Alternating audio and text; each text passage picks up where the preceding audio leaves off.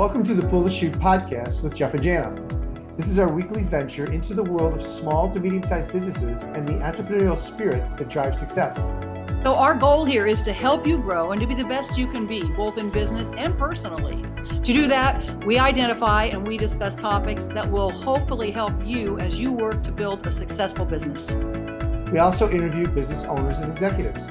It's our hope that you may be able to gain insight on ways to help you be a better leader and provide a better culture for your people. Our mission here is to help you pull the chute once a week to work on your business instead of always working in your business.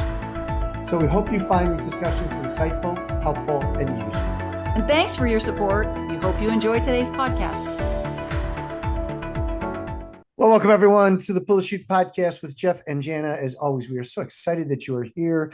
How are you doing, Jana? How are things in Nashville these days? They are good. Beautiful day in the mid 70s. I know you've been traveling, but I've been just sitting here enjoying the weatth here in Nashville. Yeah. Finally. I know. Well, in Chicago, we're actually they're talking about 79 on Friday or Saturday. Woo, honey. Yeah. It's like crazy warm, which is just incredible, but we love it. We love it. Hey, Jana, we have a special guest. So Jonathan Kruger, I met him at a networking event in Chicago. We kind of hit it off. We've talked after that networking event.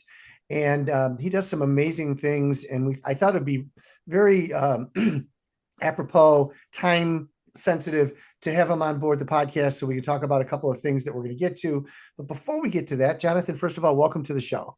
Thank you. Thanks for having me.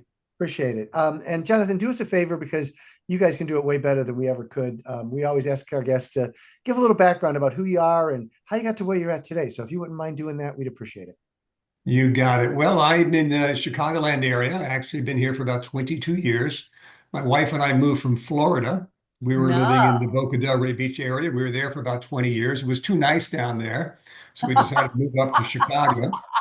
And so my wife and I actually met in college, got married the day we graduated college. And it was a busy weekend. And we were at the University of Arizona. And she was a desert girl. By that time, my parents were living in Florida, and she said, beach, so off to Florida.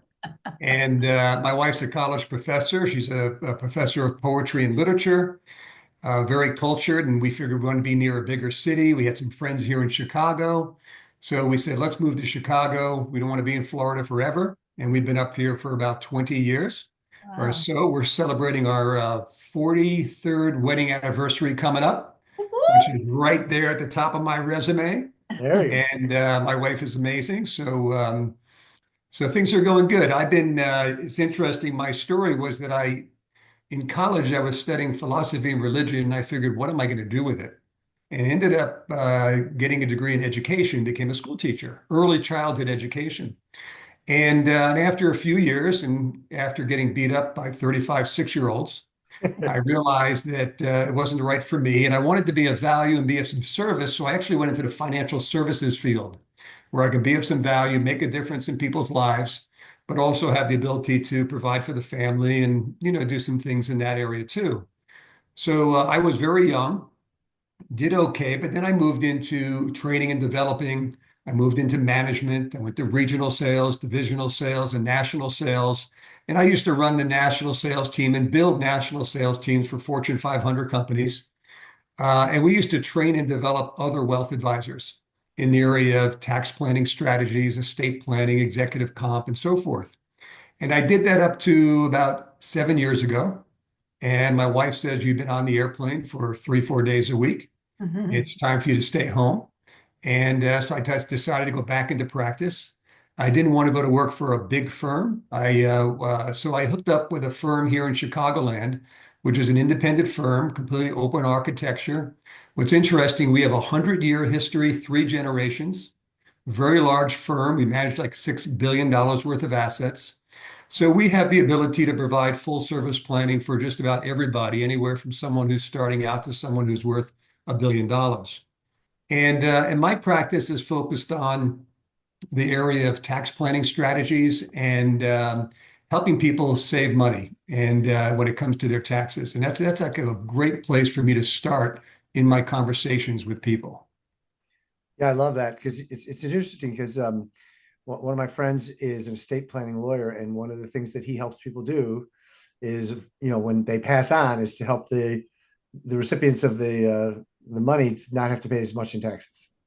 Well, it's not just in taxes. I mean, all my clients, I have them sit down with estate planning attorneys, making sure that they have the proper wills and proper trusts in place, making sure that everything that they dreamed of and built up throughout their lifetime is going to be passed on to the next generation the way they would like it to be passed on. And I've seen even in small estates, without proper planning, it becomes a mess. And the only one who makes money is the government and the attorneys. Yes. And everyone should have a power of attorney, medical power of attorney, financial power of attorney. Everyone should have a will in place. And if they have even just a little bit of assets, having a trust to make sure the assets are passed on as they want it at the right time. Because, do you really want to give, let's say, your kid $500,000 or $1 million or $2 million, or do you want to give it to them over time? And how you want to give it to them and so forth. So timing is really important, planning is important, and communication is key in that whole process. That's I think especially in today's age too, Jonathan, where there's mixed families and there's blended families and there's, we tease, Jeff and I talk a lot about the Gen Zers and like that they're later in establishing careers and having families and all of this kind of stuff. So, I mean, the thought of giving a 28-year-old or a 30-year-old that hasn't even figured out what they want to do, a couple of $1 million. Yeah, right. No, and I'll tell you, one of the biggest problems is that our generation have been taught to all save all our money in our IRAs and 401ks. Yes. And I come across a lot of people in their 50s, 60s, and 70s where a big part of their assets are in their qualified plan, like their IRA. Well, the IRA, you don't put into trust. You can't put an IRA in trust. It passes to the next generation by beneficiary. So what happens is you really don't have control. So if I have $1 million in my IRA and I have 2 kids, they each get $500,000. And you can't really control that because it goes right to them. Now, you can have a beneficiary as a specially designed trust, but trusts have really high tax brackets, and sometimes it's really not the most efficient way to go. So you have to come up with creative ways of how am I going to give it to the kids if I have all my assets in my IRA? And so there are some planning strategies around it. But the IRA is also a great place if you're over 70 to give to charity. Because if you give money to charity from an IRA, the first $100,000 comes right off your taxes. You don't have to, you don't have to go through what they call the standard deduction. And so if you're giving to charity, and you're over 70, there's this rule that says you can give up to 100,000 and you don't have to meet that standard deduction before you finally can be able to write it off. A lot of people don't realize that.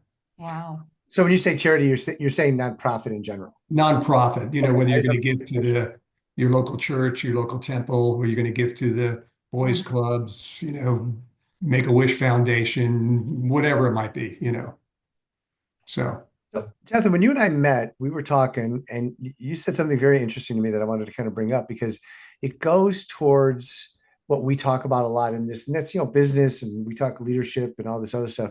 But you said you started this financial planning with a company and you had 0 clients. Yeah.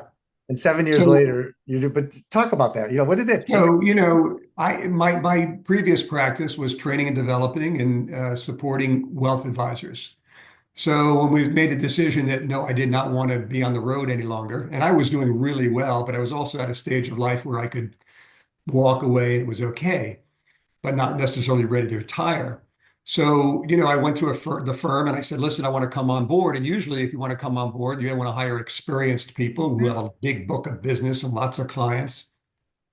And I said, well, they go, how many clients do you have? And I said, none. And they said, well, how about your network? I said, well, having been in the side of the business I actually had to have a wealth advisor because I wasn't allowed to invest myself in my own monies. So I referred all my friends to my wealth advisor because I really believed in their services. So all my friends were already set. So I had to start from scratch. And I basically did just about everything I could, whether it was Google Ads or LinkedIn or Meta, Facebook, whatever it might be, networking clubs and doing seminars and so forth. But what's interesting, which is really the ultimate best thing to happen as you build the business, is to find centers of influence. And as I look back over the last 7 years, one center of influence, as I look back, has really driven the majority of my business today. So, if you have more of the long view, when you first start out, you want to make sales because you need the money, right? But if you got enough money and you can take the long view and build relationships on, let's say, connecting with people where you're not trying to make a sale, but building relationships. We attended a networking group by a guy named Maury Edelstein, and his whole thing is to pay it forward. That you're supposed to spend most of your time seeing what can I do to help other people grow their business, and it naturally will come your way. But this one center of influence, basically, as I look down the line of all the business I've got, has driven almost the majority of my practice and potentially has millions and millions of more dollars in revenue coming from that one center of influence. So if you have a really good center, that can make a big difference. I was Now, talking. when you say center, Jonathan, what do you mean? Like it could be an attorney, it could be an accountant. Okay. It could be, for example, today I was talking to a lady who attended one of the Maury's meetings, and she dresses men. She's a designer. So, and she comes to your home and she dresses, get you really dressed really nicely. And we're talking about leads. And I said, really, what just to do business with me is not enough. But I happen to know someone who actually works with high net worth people in hiring kind of like administrators and people to support their work. I said, this lady's a center of influence because people that she works with knows hundreds of people, and they all got, they're all upper class people, and they're all too busy to go shopping. And that's a center of influence, right? And so that's what it is. A CPA could be a center of influence, introducing you to people. It's finding someone who's kind of has that network that could create, and make it rain for you, Sure. And I think that's critical. I wanted to specifically talk about that because I think for our listeners, we have a lot of business owners and, entrepreneurs out there that are trying to figure out how to find the right people. I think this center of influence tactic is really critical and it's just an important factor, to really kind of blow out. So when you say that Maury is kind of the biggest one for you, I mean, how many, tell us did you spend a lot of time in networking? As you said, you spent money, but was the networking bigger or better for you, or was it the ads and things? There's no doubt about it. It was the networking. And, Maury is a networker. He just introduces us to people at his meetings and stuff, and then we begin to go from there. But there's hands down that relationship building and networking is the way to build a practice, whatever business you're in. Hands down, it's all relationships. And even when I meet with somebody, only because my approach is different, I'm fairly low key. I'm building a relationship with somebody before even we talk business. One, I want to make sure that we like each other because life is too short to work with someone that there isn't some common ground. And so I think that's the key, to come in and say, and people want to do business with people they like. People want to do business they trust. They want to spend time with them. And even though it's business to business, the reality is that there has to be a connection there.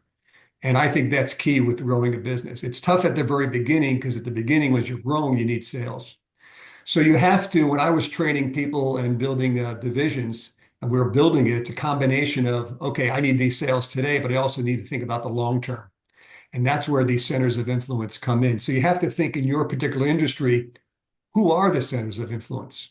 The ones that could, can introduce you to lots and lots of people instead of just that one person who can end up being a client, Yeah, and I think that's just critical. And just to be able to, go to these events, I wanted to reemphasize for our listeners about the ability to network. Because people think, especially the generations, Jen, it's you and I talking, right? It's like the Gen Zers don't like to go to that stuff, right? Right. And the millennials are, about it. But, if we could, through Jonathan, say how powerful that is and how he was able to build his business, I think that can be very influential for these generations to know that it's, and Jen and I talk about this too, Jonathan, where especially the Gen Zers, they have a tendency not to want to look at you. They look down all the time. They don't know what it's like. I mean, colleges are now teaching classes on how to make phone calls for the Gen Zers, which is amazing to me. But, they don't know how to do phone calls. No. Well, today, the reality is that no one picks up the phone and no one picks up emails. And even LinkedIn is a very difficult way to connect. I'm involved with some nonprofit work, and I was in the process of trying to develop business for this big event that I'm running. And the way that we really realized that we had to end up going to a trade show to find the vendors to be sponsors and vendors and so forth, so I can actually personally meet people and walk up to them and say, hey, let me tell you what I'm doing, and then be able to follow up with them, that type of thing. But, the new generation, they're connecting through their cell phones, and I think it's working for them. They're all so smart, Yeah. Yeah. But you said something that was interesting too, that I want to make sure that we put an exclamation point after, and that is, look, let's get to know each other before we even talk about business. That's what I was going to say. I think, especially for the older generations, mixing with the younger generations, if you can establish a relationship where it's non-confrontational, it's not judgmental, it's not, hey, what can you give me? What can I give you kind of thing, but that kind of that servant heart, or that sort of mentality of, hey, what is it that you need that me as an older person can help you with, can guide you through, then that immediately establishes that trust and that relationship and that bonding. Because like you said, Jonathan, everything is about relationship and trust and honesty. And Jeff and I talk about that all the time. And every single person almost that we've had on this podcast, at some point, whether they're saying it directly or they're saying it indirectly with a different semantic, talks about that trust factor, or that factor of, okay, this is somebody that can help me or that cares about me, not just is trying something transactional. No, I think that's as huge. And today with, there's so much distrust going on, especially in politics, the left and the right, and people, the country is split in half. But if a person can trust you, then it does really make a difference, whether you lean left or right, if you built a relationship.